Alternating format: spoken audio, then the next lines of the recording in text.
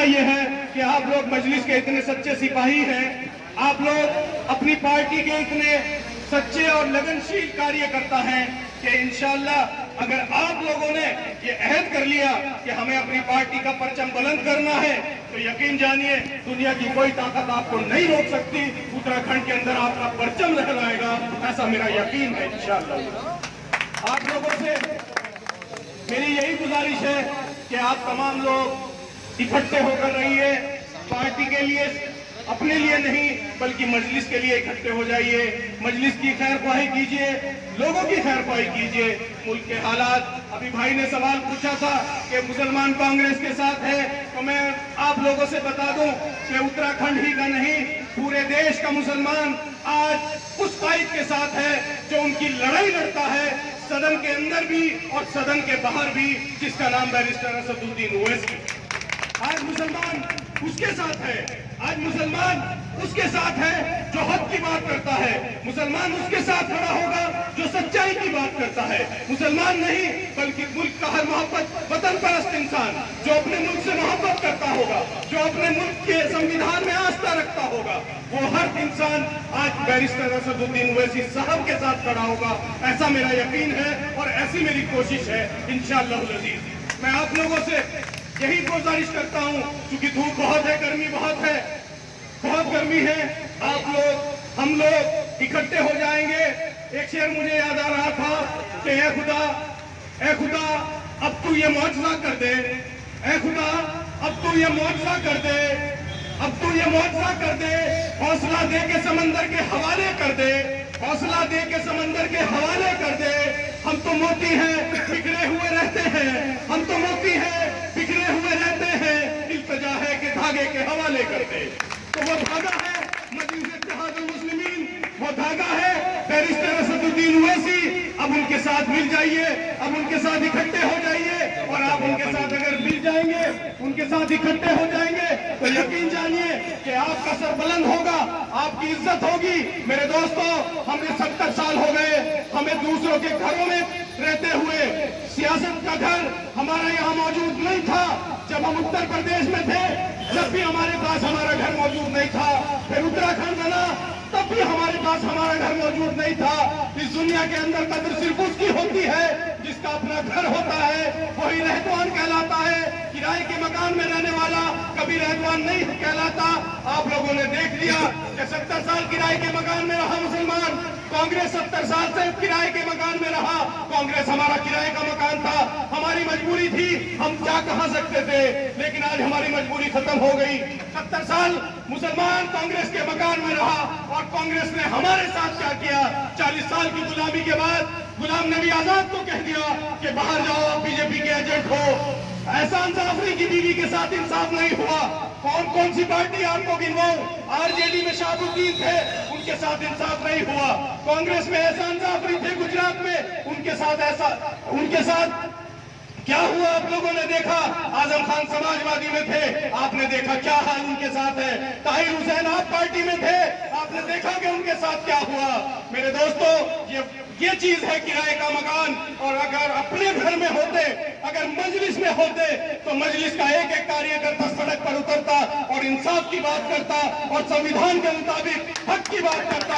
अगर वो लोग मजलिस से जुड़े होते, वो लोग बैरिस्टर साहब के साथ खड़े होते, उनकी लड़ाई लड़ने के लिए बैरिस्टर साहब सबसे आगे होते। आज आप लोगों ने देखा कि जब 3 तलाक का जिक्र आया तो सदन के अंदर कौन आपकी लड़ाई लड़ रहा था। बोलो आप लोग, नाम लो उस शख्स का, कौन लड़ रहा था आपकी लड़ाई। आपकी लड़ाई ओवैसी साहब लड़ रहे थे। धारा 370 पर बहस हुई तो किसने हक की बात की वहां, उसका नाम क्या था, उसका नाम बैरिस्टर असदुद्दीन ओवैसी था। एनआरसी का बिल आया, एनआरसी का बिल पास हुआ, सीए हुआ, किसने विरोध किया, किसने संवैधानिक बात की। सिर्फ एक शेर था, एक मर्द मुजाहिद था जो आपके सामने डटा हुआ था, जिसको आप अपनी मीडिया में भी देख रहे थे, सोशल मीडिया में भी देख रहे थे, अखबार में भी देख रहे थे, तमाम चीजों में आप लोगों ने देखा। वो इसलिए क्योंकि वो हक की बात कर रहे थे, वो इसलिए क्योंकि वो इंसाफ की बात कर रहे थे। और यकीन जानिए मेरे दोस्तों, नौजवान साथियों, कि जब हक आएगा तो बातिल को जाना पड़ेगा, और मजलिस सियासत के मैदान में हक है और हम हक लेकर आए हैं तो बातिल को जाना पड़ेगा। बातिल चाहे कांग्रेस हो या भारतीय जनता पार्टी हो या बहुजन समाज पार्टी हो, उन्हें जाना पड़ेगा। राशिद राणा जी से मेरी गुजारिश है, वो इधर तशरीफ ले। राशिद भाई आप इधर तशरीफ लाए, बहुत शुक्रिया आपका, आप इधर तशरीफ लाए। बहुत शुक्रिया आपका, आप तशरीफ लाए। राशिद भाई हमारे भाई हैं और मेरे पत्रकार बंधु मेरे भाई यहाँ खड़े हैं। मैं उन्हें बता दूं, प्रदेश सचिव हैं आप प्रदेश में, यहाँ पर मजलिस पार्टी में। तो इसलिए मैं आप लोगों से यही अर्ज कर रहा था कि मेरे दोस्तों, नौजवान साथियों, आप लोग रीढ़ की हड्डी हो। आज हम 10, 20, 50, 100 दिखाई दे रहे होंगे, लेकिन कल जब ये काफिला बढ़ेगा, जब मैं अकेला ही चला था जानिबे मंजिल, मगर लोग साथ आते गए, कारवां बनता गया। आज यहाँ छोटे से उद्घाटन में, एक छोटे से प्रोग्राम में, जिसमें हमने इत्तला किसी को नहीं दी, सिर्फ इसलिए कि चूंकि कोरोना का माहौल है, हम नहीं चाहते भीड़ को इकट्ठा करना, हम नहीं चाहते किसी बीमारी को दावत देना, हम नहीं चाहते कि हम किसी को परेशान करें, हम अपनी सरकार को परेशान करें या अस्पताल के डॉक्टर को परेशान करें। हम किसी को परेशानी में डालना नहीं चाहते। हम अपना काम भी करेंगे, एहतियात के साथ करेंगे, अपने हिफाजती तदाबीर भी करेंगे और अपना काम भी करेंगे, मजलिस का नाम भी रोशन करेंगे, मजलिस के लिए मेहनत भी करेंगे और अपनी एहतियात भी करेंगे। इन्हीं अल्फाजों के साथ मैं आप लोगों से बस ये गुजारिश करता हूँ कि आप लोग इकट्ठे हो जाइए, मुत्तहिद हो जाइए, इत्तिफाक कर लीजिए और फैल जाइए चारों तरफ। जहाँ जहाँ अपनी अजीजदारी है, जहाँ जहाँ आपकी रिश्तेदारी है, खुशी में जाइए, गमी में जाइए, पार्टी की बात कीजिए, बैरिस्टर साहब की बात कीजिए, किसी समाज में चले जाइए, जो हक पसंद है, जो मुल्क से मोहब्बत करते हैं, जो इंसाफ की बात करते हैं, हमारे हिंदू भाई भी क्यों ना हो, वो भी बैरिस्टर साहब को मानते हैं, उनकी काबिलियत को मानते हैं और बाहर सदन में विरोध करते हैं, लेकिन बाहर निकलकर यही कहते हैं कि नहीं, बैरिस्टर साहब सच बोल रहे थे, बैरिस्टर साहब झूठ नहीं बोल रहे थे। उनकी मजबूरी है और पार्टियों की विरोध करना। आप लोगों ने देखा, अब से 2006 से लेकर 2014 तक देश में कांग्रेस की सरकार रही। बैरिस्टर साहब जब सवाल पूछते थे तो सामने से एक आवाज आती थी, वो कहते थे कि ये बीजेपी को फायदा पहुंचाने के लिए कर रहे हैं। लेकिन मेरे दोस्तों, बैरिस्टर साहब पीछे नहीं हटे, बैरिस्टर साहब ने मुड़कर नहीं देखा। कोई इल्जाम लगाता है, लगाता रहे, आज हम पर भी लगेंगे, आप पर भी लगेंगे, लेकिन उसकी परवाह मत कीजिए। हमारा मकसद है अपनी कौम की खैरपाई करना, हमारा मकसद है अपने मुल्क से मोहब्बत करना, हमारा मकसद है अपने मुल्क को आगे बढ़ाना, हमारा मकसद है अपना वकार खोया हुई वकार को वापस लाना। हम अगर इख्तियार कर लेंगे, इत्तेहाद कर लेंगे, इत्तिफाक कर लेंगे तो हमारा इख्तियार वापस आएगा, और जब आपका इख्तियार वापस आएगा तो आपका सर बुलंद होगा। आपसे, आपके बच्चों के मुस्तकबिल की बात आपसे पूछकर की जाएगी। आपके बच्चों के मुस्तकबिल का सवाल जब पार्लियामेंट में होगा तो वहां भी आपकी बात की जाएगी, जब असेंबली में होगा वहां भी आपकी बात की जाएगी, जिला पंचायत में होगा, जब आपके नुमाइंदे वहां होंगे तो वहां भी आपकी बात की जाएगी। तो मेरे दोस्तों, अब सोचने का वक्त नहीं रहा। 70 साल से आपने एक काम किया है। मैं आपसे मुखातिब होकर एक बात कहता हूँ कि 70 साल से हमने एक काम किया है, कभी इसको हरा दिया और अब इसको जिता दिया, फिर 5 साल गुजरे, फिर चुनाव आया, फिर इसको जिता दिया और अब के इसको हरा दिया। आप लोगों ने कभी गौर नहीं की, आप लोगों ने कभी ये नहीं सोचा कि हम लोग कैसे जीतेंगे। जिसको हम सबसे पसमानदा कौम बताते हैं, जिसको हम बताते हैं कि ये दलित है, जिसको हम कहते हैं कि संविधान में इन्हें शूद्र की जगह रखा गया है, जिनको हम ये कहते हैं कि इनका समाज में, इनका समाज इनको जो है शूद्र कहता है, उन लोगों ने अपना राजनीतिक हल तलाश कर लिया, उन लोगों ने अपना कायद तलाश कर लिया।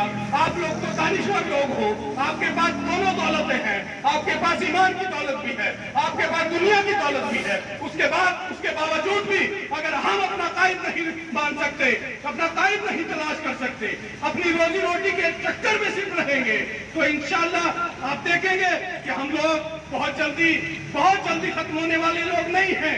हमारा पता, हमारा उसूल, हमारी वफा इस मुल्क के साथ है और इंशाल्लाह वो रहेगी। आप लोग देखेंगे कि जब आपका यहाँ पर इक़्तिदार आएगा तो आप सरफराज होंगे, लोग आपसे आएंगे। दुनिया में जीने के सिर्फ 2 तरीके हैं मेरे दोस्तों, दुनिया में जीने के 2 तरीके हैं। एक तरीका यह है कि हाथ फैलाओ, जो 70 साल से फैला रहे थे, कभी कांग्रेस के सामने जाकर फैलाते हैं, कभी बसपा के सामने सामने जाकर फैलाते हैं, कभी सभा के सामने जाकर फैलाते हैं। और दूसरा तरीका है ये कि लोग आपके सामने हाथ फैलाएंगे, लेकिन वो होगा उसी दिन जिस दिन आप इकट्ठे हो जाओगे। उस दिन देख लेना आप कि लोग आपसे आकर कहेंगे कि अपनी पार्टी से हमें टिकट दिला दो, अपने लोगों को हमारे साथ जोड़ दो, अपनी पार्टी के लोगों से कहो कि वो हमारी सिफारिश करें बैरिस्टर साहब से। आप देखना एक दिन जरूर आएगा जिस तरह से हम लोग आज बसपा के पास जाकर खड़े होते थे और जाकर कहते थे कि आदरणीय बहन जी से हमें टिकट दिला दो, सिर्फ इसलिए कहते थे कि वो दलित वोट की जिम्मेदार थी, उनकी पार्टी के सिंबल को दलित वोट मिलता था। आपकी पार्टी अगर मुसलमान इकट्ठा कर लेगी, आप लोग इकट्ठा हो जाओगे तो वो दिन दूर नहीं, इंसाफ पसंद लोग भी आपके साथ आएंगे, मजलूम लोग भी आपके साथ आएंगे, दलित भी आपके साथ आएगा, अगड़ा भी आपके साथ आएगा, पिछड़ा भी आपके साथ आएगा, बुद्धिस्ट भी आपके साथ आएगा, जैन भी आपके साथ आएगा, पारसी भी आपके साथ आएगा। तमाम लोग आपके साथ आकर खड़े होंगे और आपसे कहेंगे कि जाओ वसीम भाई अपनी पार्टी से मुझे टिकट दिला दो, आरिफ भाई, तालिब भाई अपनी पार्टी में मेरी सिफारिश कर दो, अपनी विधानसभा से मुझे टिकट दिला दो। वो लेकिन होगा तभी